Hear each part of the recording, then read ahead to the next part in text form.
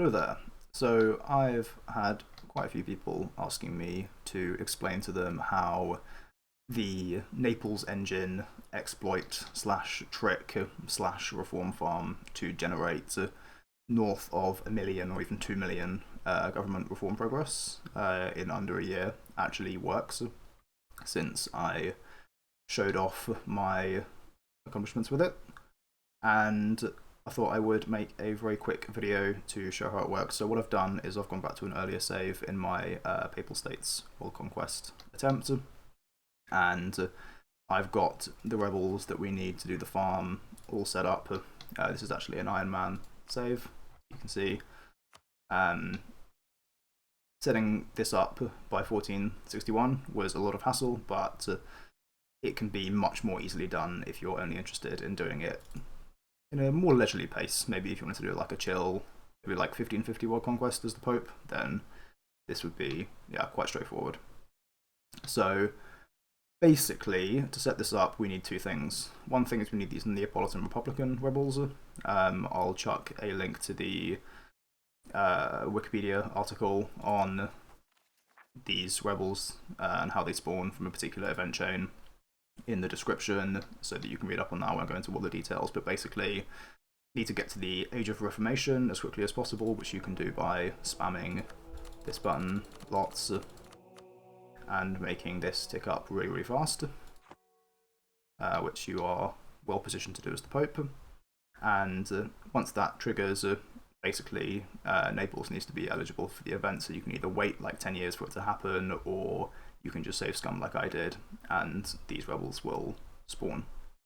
The other thing you need to do is you need to get rid of the papacy government reform. So it doesn't work if you're the papacy. You can be monarchy, you can be theocracy, it doesn't matter, but you can't have the papacy government reform. So the way I did that, probably the easiest way to do it, is to move your capital to a Sunni province and get the Sunni plurality, which enables you to click the Adopt Islam decision, which flips you to Sunni.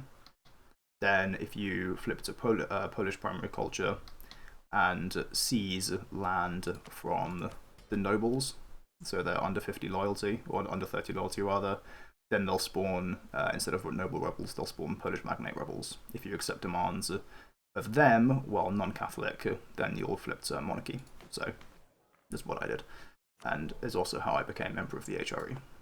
So without further ado, the actual farm itself relies on a cute quirk of the Papal States tag, which is that while Catholic, it is impossible for the Papal States to change government type.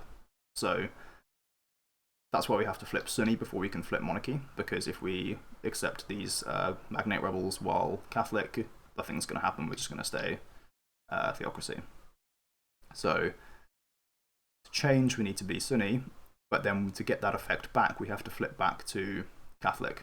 So the way I did that is by using the Question of Faith event, by getting a Catholic ruler using elective monarchy when my ruler died, and then basically save scumming for this particular event that can flip your state religion to the religion of your ruler. So the upshot of all of it is that I am now Catholic monarchy Papal States. And these rebels want to turn me into a republic. Normally, if you accept demands from these rebels, you'll turn into a republic, but because I'm Catholic Pope, it is impossible for that to happen. So instead, when I accept demands, this happens. Firstly, I get some free Imperial Authority, which is nice. You can use this to revoke the privilegia in like a few months, which is pretty convenient if you're HRE Emperor. But also, we enact the Italian Signoria government reform. As you can see, if I hover over this, it says, enact Italian Signoria government reform will be one of the effects of accepting demands.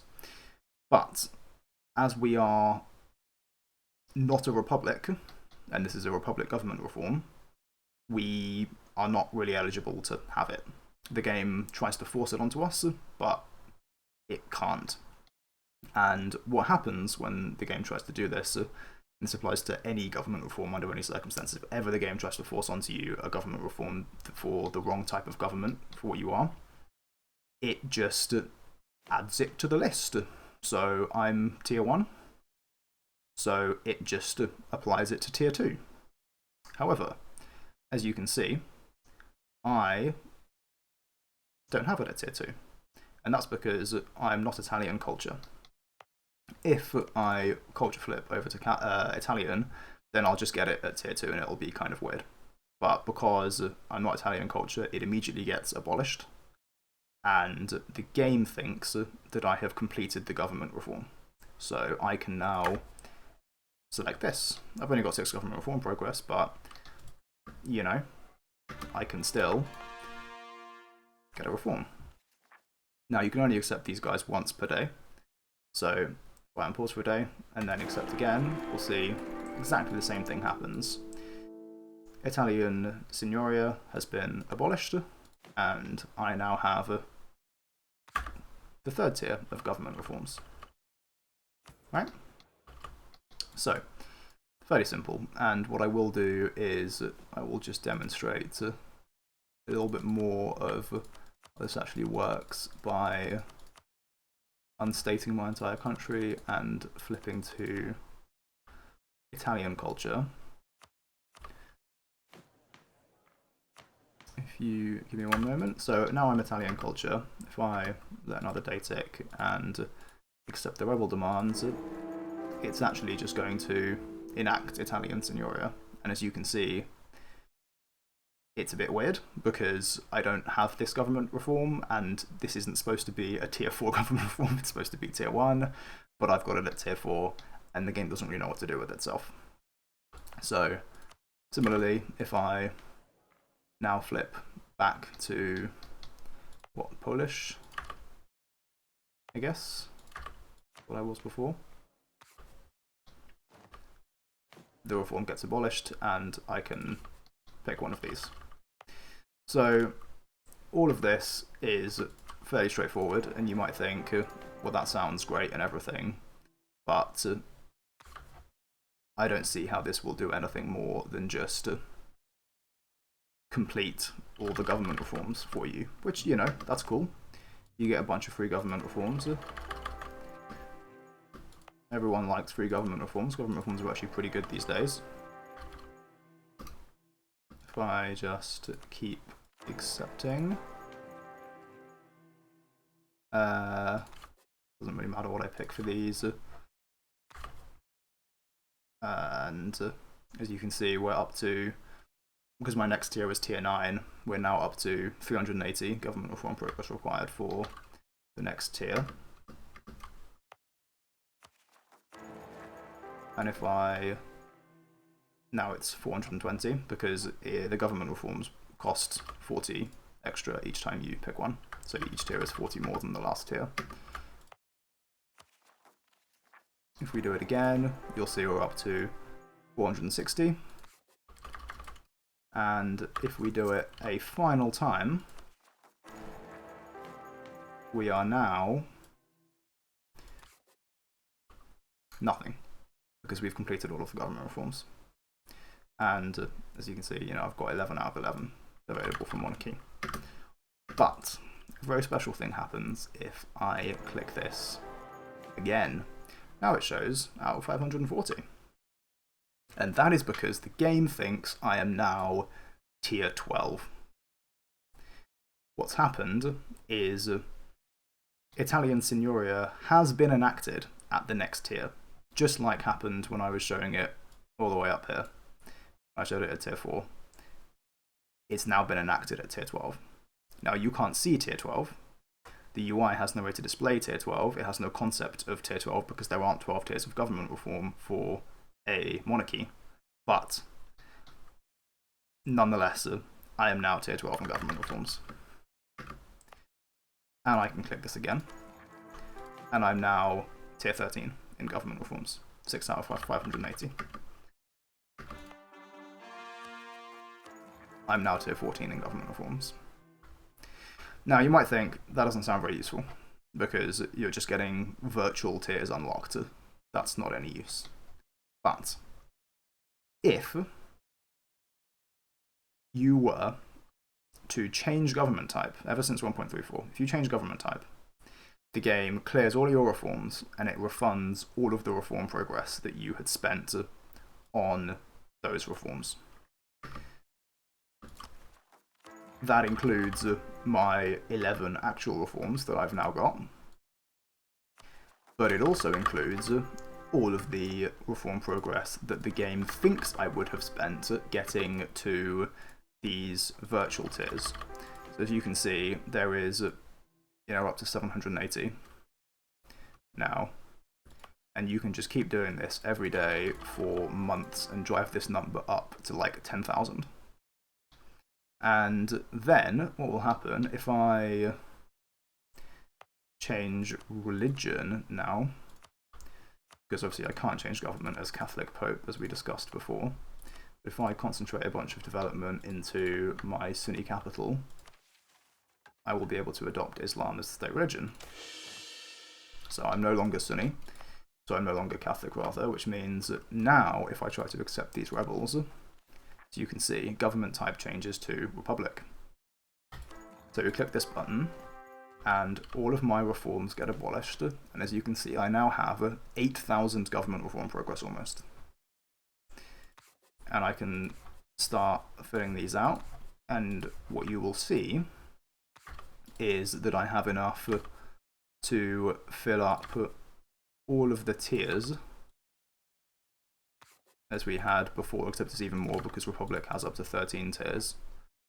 And then I've still got 4,000 left over. And that's the government reform progress that I got refunded from those virtual tiers that we completed. So it does take a little bit of time, but if you accept these rebels every day, you can get huge amounts of reform progress. So it does unfortunately overflow after about 2.1 million, I think it is. So you have to be careful not to go over that, otherwise it'll go negative and you can't actually spend any of it. But so long as you stay under that, you can generate absolutely ludicrous amounts of reform progress, which can be used for quite a lot of things. And I will now just quickly, for the sake of demonstration, show the sort of progress on my conquest attempt, where I generated a little over 2 million reform progress, and the ways in which that can actually be used for, should we say, pretty game-breaking scenarios. So if we hop on over here, you will see that it is 1463 only, and I have Mill Hegemon. And that is because with this reform progress, one thing you can actually do, as well as, getting all of these insanely overpowered theocracy government reforms that have shit like 30% war score cost versus other religions, and global CB, which you can literally just switch back and forth to, depending on what you need. And then if you embargo someone, it'll update your CB so you get the proper CBs. You can literally just swap in and out of this thing here, which gives you a diplomat for free.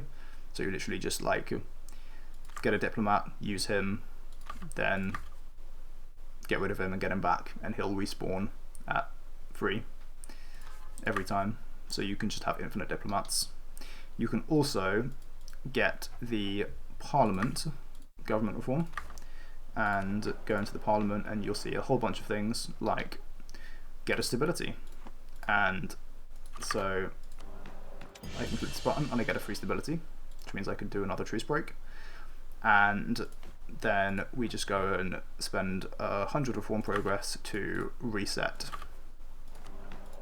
this. And we get it again, and this time we can get manpower.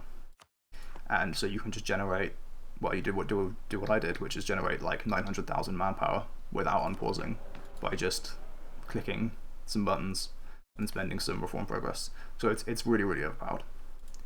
And as you can see from my reform progress, I've spent more than 150,000, but I still have 1.8 million left over. You can also spam the absolute hell out of this button to generate massive amounts of extra gov cap. So you can see I have like 1200 extra gov cap. You can do this up to, you know, you get like 10,000 gov cap if you want, and just have like 1 million full cores. It's pretty ridiculous. So anyway, that is the Naples engine. It's very overpowered. Paradox should probably fix it, but I've frankly given up hope of them fixing almost anything in this game ever. So I guess have fun.